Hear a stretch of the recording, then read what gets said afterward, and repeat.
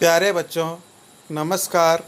मैं रफ़ीक खान सुरियास, अध्यापक, राजकीय उच्च माध्यमिक विद्यालय बैरुंदा, हाजिर हूँ आज आपके सामने कक्षा 8 हमारे अतीत पुस्तक के अध्याय 2 को आगे बढ़ाते हुए।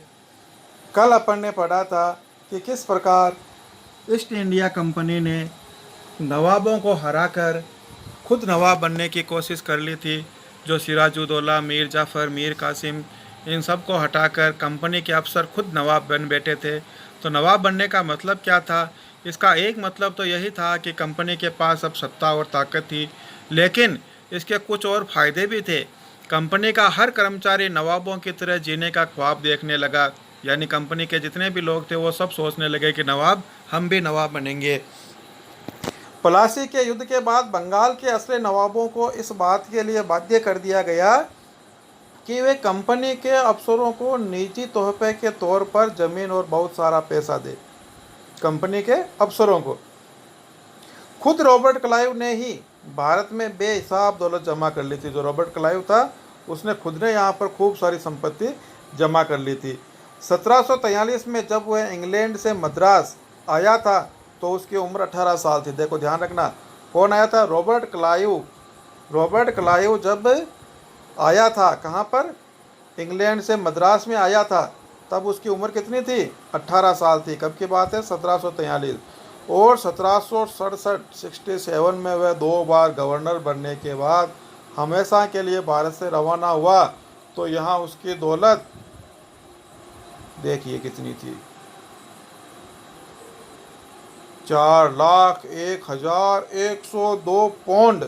सोचो आप, उस जमाने में 4 लाख पौंड अगर वो कंपनी यहाँ रॉबर्ट क्लाइव यहाँ से कमा कर ले गया, तो सोचो बाकी जो अंग्रेज़ थे उन्होंने भारत से कितना रुपया कमाया था।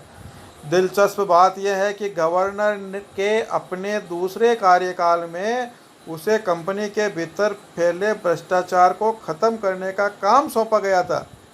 किसको? जो खुद इतने करोड़ रुपए, इतने लाख पौंड कमा कर ले गया, उसको खुद को यहाँ भ्रष्टाचार को ख़त्म करने का काम सौंपा। तो सोच लो, जो खुद ही भ्रष्ट है वो क्या भ्रष्टाचार ख़त्म करेगा। लेकिन 1772 में ब्रिटिश संसद ने उसे खुद भ्रष्टाचार के आरोपों पर अपनी सफाई देनी पड़ी। सरकार को उसकी अकूत संपत्ति के स्रोत संदेहास्पद लगे, उसे भ्रष्टाचार आरोपों से बरी तो कर दिया गया, लेकिन 1774 में उसने आत्महत्या कर ली। सोचो इसका पर्सन अगर बने तो कैसे बनेगा कि रॉबर्ट क्लाइव की मृत्यु कब और कहाँ हुई थी? तो रॉबर्ट क्लाइव की मृत्यु नहीं हुई थी, रॉबर्ट क्लाइव ने 1774 में आत्महत्या की थी। कंपनी के सभी अफसर क्लाइव की तरह दौलत इकट्ठा नहीं कर पाए। बहुत सारी बीमारियों और लड़ाई के कारण कम उम्र में ही मौत का निवाला बन गए। इसके अलावा उन सभी को भ्रष्ट और बेईमान मानना भी सही नहीं है। उनमें से बहुत सारे अफसर साधारण परिवारों से भी आए थे। उनकी सबसे बड़ी इच्छा बस यही थी कि वे भारत में ठीक ठाक पैसा कमाएं और ब्रिटेन लौटकर आराम की ज़िंदगी बसर करें। अनुमान लगाओ, आज अपने देश के लोग, आज भारत के लोग अन्य देशों में कमाने के लिए जाते हैं। उस समय ब्रिटेन जैसे देश के लोग भारत में कमाने के लिए आते थे। जो जीते जी धन दौलत लेकर वापस लौट गए, उन्होंने वहाँ आलिशान जीवन जिया। उन्हें वहाँ के लोग नवाब कहते थे, और यह भारतीय शब्द नवाब का ही अंग्रेजी संस्करण बन गया। उन्हें लोग अक्सर नए अमीरों और सामाजिक हैसियत में रातों रात ऊपर आने वाले लोगों के रूप में देखते थे। नाटकों और कार्टूनों में उनका मजाक उड़ाया जाता था। तो सोचो उस ज़माने में भारत में आने वाले लोग, भारत से कमा कर जाने वाले लोग अपने देश में अमीरों की गिनती में आते थे। अब कंपनी का फैलता शासन कैसे फैला? कंपनी 1757 से 1857 के बीच ईस्ट इंडिया कंपनी के द्वारा भारतीय राज्यों पर कब्जे की प्रक्रिया को देखें तो कुछ महत्वपूर्ण बातें सामने आती हैं। किसी अनजान इलाके में कंपनी ने सीधे सैनिक हमला प्राय नहीं किया। उसने किसी भी भारतीय रियासत का अधिग्रहण करने से पहले विभिन्न राजनीतिक, आर्थिक और कूटनीतिक साधनों का भी इस्तेमाल किया था। बक्सर का युद्ध हुआ था 1764 में। बक्सर के युद्ध के बाद कंपनी ने भारतीय रियासतों में रेजिडेंट तैनात कर दिए। तो भारत की रियासतों में रेजिडेंट तैयार कब किए गए? बक्सर की लड़ाई के बाद किए गए। ये कंपनी के राजनीतिक या व्यावसायिक प्रतिनिधि होते थे। उनका काम कंपनी के हितों की रक्षा करना और उन्हें आगे बढ़ाना था। रेजिडेंट के माध्यम से कंपनी के अधिकारी भारतीय राज्यों के भीतरी मामलों में भी दखल देने लगे। अगला राजा कौन होगा, किस पद पर किसको बिठाया जाएगा, इस तरह की चीज़ें भी कंपनी के अफसर ही तय करना चाहते थे। कई बार कंपनी के रियासतों पर सहायक संधि भी थोप दी जाती थी। जो रियासत इस बंदोबस्त को मान लेती, उसे अपनी स्वतंत्र सेनाएं रखने का अधिकार नहीं रहता था। उसे कंपनी की तरफ से सुरक्षा मिलती थी और सहायक सेना के रखरखाव के लिए वो कंपनी को पैसा देती थी। अगर भारतीय शासक रकम अदा करने से चूक जाते तो जुर्माने के तौर पर उनका इलाका कंपनी अपने कब्जे में ले लेती थी। आई बात समझ में? यानी सहायक संधि के द्वारा अपनी सेना भी नहीं रख सकते थे, सेना भी कंपनी की होती थी और भारतीय शासक उस कंपनी को पैसा देते थे सेना के लिए, और अगर जो पैसा नहीं दे पाते तो उस इलाके को कंपनी अपने कब्जे में ले लेती थी। उदाहरण के लिए बहुत इंपॉर्टेंट आ रहा, देखो ये रिचर्ड वेलेजली जो गवर्नर जनरल था 1798 से 1805 तक, उस समय अवध के नवाब, याद रखना अवध के नवाब को 1801 में अपना आधा इलाका कंपनी को सौंपने के लिए मजबूर किया गया, क्योंकि नवाब सहायक सेना के लिए पैसा अदा करने से चूक गए थे। इसी आधार पर हैदराबाद के भी कई इलाके छीन लिए गए। तो ये पर्सन बनता है इम्पोर्टेंट कि भारत का वह इलाका जो सहायक संधि के द्वारा सबसे पहले कंपनी ने हड़पा था, तो वो था। देखिए आगे अभी अपन ने पढ़ा था रेजिडेंटों की नियुक्ति की गई थी। तो कंपनी द्वारा नियुक्त किए गए रेजिडेंटों के बारे में स्कॉटलैंड के प्रसिद्ध अर्थशास्त्री और राजनीतिक दार्शनिक जेम्स मिल, कौन? जेम्स मिल ने क्या कहा था, देखिए सुनिए इसको। दरअसल रेजिडेंट रियासत का राजा होता है। हम उसे हस्तक्षेप के मनचाहे निषेधाज्ञा मतलब निर्देश के तहत काम करने की छूट देते हैं, जब तक स्थानीय राजा पूरी तरह अधीनस्थ रहता है। अधीनस्थ मतलब डरा हुआ दब्बूपन में रहता है और रेजिडेंट यानी ब्रिटिश सरकार के माफिक काम करता है, तो चीज़ें आराम से चलती रहती है। शासन के कामों में रेजिडेंट के दखल अंदाजी के बिना सब कुछ चल जाता है। जब भी कुछ अलग तरह का घटता है, जब भी राजा कोई ऐसा रास्ता अपनाता है जिसे ब्रिटिश सरकार गलत मानती है, तो टकराव और उथल पुथल पैदा हो जाती है। देखो एक ये चित्र दे रखा है, अपने बेटों और ब्रिटिश रेजिडेंट के साथ खड़े हैं सुजाउदौला, टिल्ली कैटल द्वारा बनाया गया ये चित्र है। बक्सर की लड़ाई के बाद हुई संधियों के फलस्वरूप नवाब सुजाउदौला के ज़्यादातर अधिकार छीन लिए गए थे, लेकिन वहाँ वह रेजिडेंट के सामने अपनी चीर परिचित शानो शौकत के साथ दिखाई दे रहे हैं। अब आते हैं भारतीय इतिहास के एक महत्वपूर्ण व्यक्ति जिसको अपन शेर मैसूर के नाम से जानते हैं, जो कि टीपू सुल्तान है।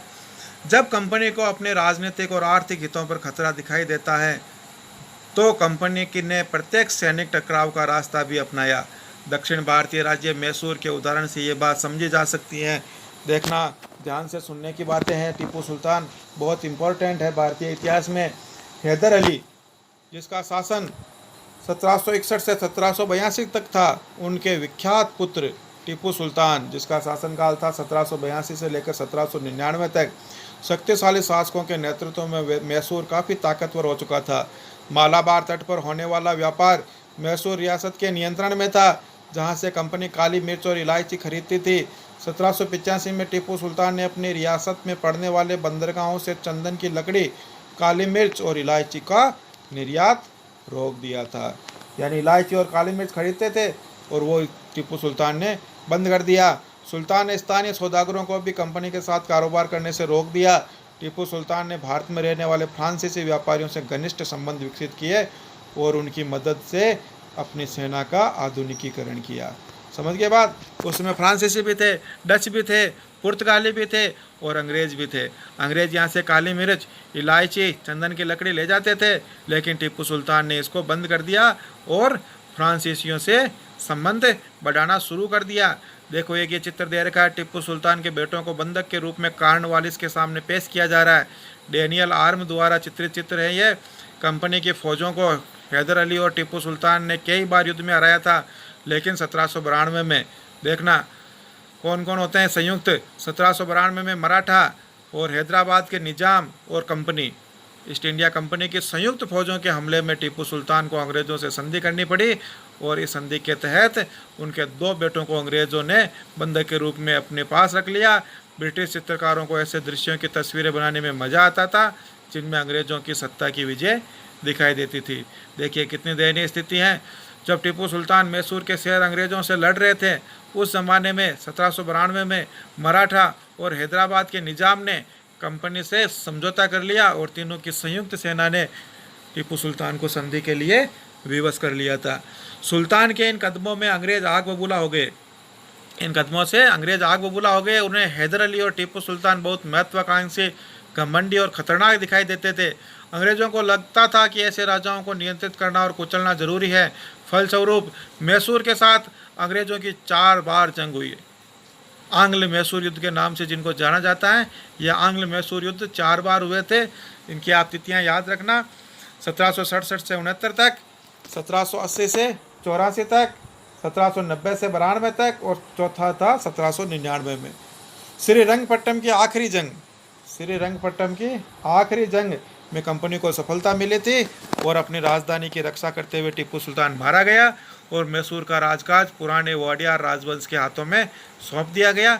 इसके साथ ही मैसूर पर भी सहायक संधि थोप दी गई थी। देखो, एक टीपू की कहानी दे रखी है इसमें। राजाओं की छवि अक्सर जनश्रुतियों से ही बनती है। प्रचलित किस्सों में उनकी ताकत का खूब यशगान किया जाता है। 1782 में मैसूर के राजा बने टीपू सुल्तान के बारे में कहा जाता है कि एक बार वे अपने फ्रांसीसी दोस्त के साथ जंगल में शिकार खेलने गए थे। वहाँ एक शेर उनके सामने आ गया। उनकी बंदूक ने मौके पर साथ नहीं दिया और कटार भी ज़मीन पर गिर गई। फिर भी टीपू ने निहत्थे ही शेर का मुकाबला किया और आखिरकार कटार उठा ली। अंत में उन्होंने शेर को मार गिराया। इसी के बाद में उन्हें शेर मैसूर कहा जाने लगा और उनके राज से झंडे पर भी शेर की तस्वीर होती थी। देखो, एक ये खिलौना शेर दिया गया है टीपू का। ये टीपू के एक विशालकाय मशीनी खिलौने की तस्वीर है जिसमें एक नकली शेर एक यूरोपीय सिपाही को दबाए हुए हैं। जब इसका हैंडल घुमाया जाता था तो नकली शेर दहाड़ता था और सिपाही के भीतर से चीख की आवाज़ें आती थी। अब यह खिलौना शेर लंदन स्थित विक्टोरिया एंड एल्बर्ट म्यूजियम में रखा गया है। 4 मई 1799 को जब अपनी राजधानी श्रीरंगपट्टम की रक्षा करते हुए टीपू सुल्तान की मृत्यु हो गई तो अंग्रेज इस खिलौनों को भी अपने साथ ले गए थे। अब अपन बात करते हैं मराठों से लड़ाई की। 18वीं शताब्दी के आखिर में कंपनी मराठों की ताकत को भी काबू और ख़त्म करने के बारे में सोचने लगी थी। 1761 में पानीपत की तीसरी लड़ाई में हार के बाद दिल्ली से देश को शासन चलाने का मराठों का सपना चूर चूर हो गया था। उन्हें कई राज्यों में बांट दिया गया था। इन राज्यों की बागडोर सिंधिया, होलकर, गायकवाड़ और भोसले जैसे अलग अलग राजवंशों के हाथों में थी। ये सारे सरदार एक पेशवा के अंतर्गत एक कन्फेडरेसी यानी राज्य मंडल के सदस्य थे। पेशवा इस राज्य मंडल का सैनिक और प्रशासकीय प्रमुख होता था जो कि पुणे में रहता था। महादजी सिंधिया और नाना फडणवीस 18वीं सदी के आखिर के 2 प्रसिद्ध मराठा योद्धा और राजनीतिज्ञ थे। एक के बाद एक कई युद्धों में कंपनी ने मराठों को घुटने टेकने पर मजबूर कर दिया। और देखो, बहुत इंपॉर्टेंट संधि आती है। पहला युद्ध 1722 में सालबाई की संधि के साथ ही खत्म हुआ था। पहला युद्ध 1782 में किस संधि के साथ खत्म हुआ? सालबाई की संधि, जिसमें कोई पक्ष नहीं जीता। दूसरा अंग्रेज मराठा युद्ध 1803 से 5 तक कई मोर्चों पर लड़ा गया और इसका नतीजा ये हुआ कि उड़ीसा और यमुना के उत्तर में स्थित आगरा और दिल्ली सहित कई भूभाग अंग्रेजों के कब्जे में आ गए और अंततः 1817 से 19 के तीसरे अंग्रेज मराठा युद्ध में मराठों की ताकत को पूरी तरह से कुचल दिया गया। पेशवा को पुणे से हटाकर कानपुर के पास बिठूर में पेंशन पर भेज दिया गया। अब विंध्य के दक्षिण में स्थित पूरे भूभाग पर कंपनी का नियंत्रण। आगे देखते हैं अपन सर्वोच्चता का दावा। उपरोक्त विवरण से स्पष्ट है कि 19वीं सदी की शुरुआत से कंपनी क्षेत्रीय विस्तार की आक्रामक नीति पर चल रही थी। लॉर्ड हेस्टिंग्स 1813 से 1823 तक गवर्नर जनरल था। उसके नेतृत्व में सर्वोच्चता की एक नई नीति शुरू की गई। कंपनी का दावा था कि उसकी सत्ता सर्वोच्च है, इसलिए वे भारतीय राज्यों से ऊपर हैं। अपने हितों की रक्षा के लिए वे भारतीय रियासतों का अधिग्रहण करने या उनको अधिग्रहण की धमकी देने का अधिकार अपने पास मानती है। यह सोच बाद में भी अंग्रेजों की नीतियों में दिखाई देती रही है, लेकिन यह प्रक्रिया बेरोक टोक नहीं चली। उदाहरण के लिए, जब अंग्रेजों ने कित्तूर कहाँ, जो अभी कर्नाटक में के छोटे से राज्य को कब्जे में लेने का प्रयास किया तो रानी चेन्नम्मा ने हथियार उठा लिए और अंग्रेजों के खिलाफ आंदोलन छेड़ दिया था। बहुत इंपॉर्टेंट पर्सन बनता है इसका। रानी चेन्नम्मा, कई जगह नहीं पढ़ा होगा लोगों ने। रानी चेन्नम्मा जो कहाँ की है? कर्नाटक की थी। कहाँ की? कर्नाटक की कित्तूर की रानी थी, जिसने अंग्रेजों के खिलाफ मोर्चा खोल दिया था और 1824 में उन्हें गिरफ्तार किया गया। 1829 में जेल में उनकी मृत्यु हो गई। चेन्नम्मा के बाद कित्तूर स्थित संगोली के एक गरीब चौकीदार रायन्ना ने भी यहाँ प्रतिरोध जारी रखा। चौतरफा समर्थन और सहायता से उन्होंने बहुत सारे ब्रिटिश शिविरों और दस्तावेजों को नष्ट कर दिया था। आखिरकार उन्हें भी अंग्रेजों ने पकड़कर 1830 में फांसी पर लटका दिया। प्रतिरोध के ऐसे कई उदाहरण आप इस किताब में और भी आगे पढ़ेंगे। 1830 के दशक के अंत में ईस्ट इंडिया कंपनी रूस के प्रभाव से बहुत डरी हुई थी। किसके प्रभाव से? रूस के प्रभाव से। कंपनी को भय था कि कहीं रूस का प्रभाव पूरे एशिया में फैलकर उत्तर पश्चिम से भारत को भी अपनी चपेट में न ले ले। इसी डर के चलते अंग्रेज जब उत्तर पश्चिमी भारत पर भी अपना नियंत्रण स्थापित करना चाहते थे तो उन्होंने 1838 से 1842 के बीच अफगानिस्तान के साथ एक लंबी लड़ाई लड़ी और वहाँ अप्रत्यक्ष कंपनी शासन स्थापित कर लिया और 1843 में सिंध भी कब्जे में आ गया। इसके बाद पंजाब की बारी आई जहाँ महाराजा रणजीत सिंह ने कंपनी की दाल नहीं गलने दी और 1839 में उनकी मृत्यु के बाद इस रियासत के साथ 2 लंबी लड़ाइयाँ हुई और आखिरकार 1849 में अंग्रेजों ने पंजाब का भी अधिग्रहण कर लिया। अब बात आती है विलय नीति की। यह बहुत इंपॉर्टेंट टॉपिक होता है, विलय नीति। अधिग्रहण की आखिरी लहर 1848 से 1856 के बीच गवर्नर जनरल बने लॉर्ड डलहौजी के शासनकाल में चली। कौन सा शासक? लॉर्ड डलहौजी के शासनकाल में भी चली थी। लॉर्ड डलहौजी ने एक नई नीति अपनाई जिसे विलय नीति का नाम दिया गया। लॉर्ड डलहौजी द्वारा अपनाई गई नीति कौन सी थी? विलय नीति। और विलय जो लिखी थी सहायक संधि की नीति। यह सिद्धांत इस तर्क पर आधारित था कि अगर किसी शासक की मृत्यु हो जाती है तो उसका कोई पुरुष वारिस नहीं है। विलय नीति में क्या होता था? किसी शासक की मृत्यु हो जाती है और उसका कोई पुरुष वारिस नहीं है तो उसकी रियासत हड़प कर ली जाएगी, यानी कंपनी के भूभाग का हिस्सा बना दी जाएगी। और इस सिद्धांत के आधार पर एक के बाद एक कई रियासतों को मिलाया गया था, जिसमें पहली थी सतारा जो 1848 में, फिर थी संबलपुर 1850 में, उसके बाद उदयपुर को 1852 में और उसके बाद नागपुर को 1853 में और झांसी को 1854 में अंग्रेजों के हाथों में चली गई। आखिरकार 1856 में कंपनी ने अवध को भी अपने नियंत्रण में ले लिया। इस बार अंग्रेजों ने एक नया तर्क दे दिया। अवध को किस तरह के आधार पर लिया था? उन्होंने कहा कि अवध की जनता को नवाब के कुशासन से आज़ाद कराने के लिए कर्तव्य से बंधे हुए हैं। अब कौन सा कर्तव्य आपका? बिना मतलब कोई भी तरीका काम में नहीं ले रहे थे। सहायक संधि का भी नहीं था, विलय नीति भी नहीं थी, तो उन्होंने कह दिया कि यहाँ पर जो राजा का शासन है, नवाब का शासन है, वो कुशासन है और हम कुशासन चलने नहीं देंगे और इसलिए अवैध पर कब्जा करने को मजबूर हैं। और अपने प्रिय नवाब को जिस तरह से गद्दी से हटाया गया उसे देखकर लोगों में गुस्सा भड़क उठा और अवध के लोग भी 1857 के महान विद्रोह में शामिल हो गए। देखो ये कुछ भारत के नक्शे दिए गए हैं जिसमें जो सफ़ेद हिस्सा है वो हिस्सा अंग्रेज़ों के अधीन था। तो ये मानचित्र है 1797 का। इस पर देखो कुछ बड़ा है इधर का हिस्सा। ये मानचित्र है, कब का है ये मानचित्र? ये था आपके 1797 का और ये है आपके 1840 का, जिसमें देखो इधर भी हिस्सा बढ़ गया, यहाँ बीच में ये बढ़ गया। फिर आगे नीचे एक और दे रखा है, ये वाला है 1857 का, जिसमें देखो सफ़ेद हिस्सा ज़्यादा हो गया, यानी अंग्रेज़ों के अधिकार ज़्यादा भारत पर, ज़्यादा हिस्से पर हो गए थे। अब नए शासन की स्थापना कल पढ़ेंगे। पाठ थोड़ा लंबा है, इसको 3 भाग में पूरा करेंगे। आप इस किताब में से एक बार इस पाठ का अध्ययन ज़रूर कर लें, इससे आपको ये पाठ अच्छी तरह से समझ में आएगा। धन्यवाद।